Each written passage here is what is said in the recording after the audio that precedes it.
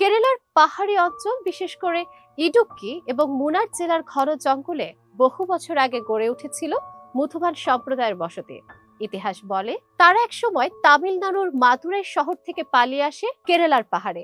তাদের ভাষা, পোশাক, খাদ্য অভ্যাস, এমনকি বিয়ের রীতিও অন্য সবার থেকে আলাদা।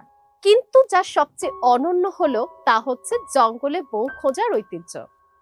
মুথুভান সমাজে একসময় নিয়ম ছিল, যদি কোনো তরুণ বিয়ে করতে চায় তবে তাকে প্রমাণ করতে হবে তার সাহস আর ধৈর্য।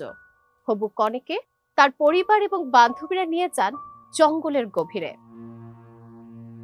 সেখানে নির্দিষ্ট স্থানে তাকে লুকিয়ে রাখা হতো, আর হবু বরকে পাঠানো হয় সেই কনেকে খুঁজে বের করার অভিযানে। আর এই পুরো ঘটনাকে ঘিরে গ্রামে শুরু হয় উৎসবের পরিবেশ। গান, নাচ, খাওয়া দাওয়া, ঢোল বাজনা সব মিলিয়ে যেন এক সপ্তাহ ব্যাপী উৎসব।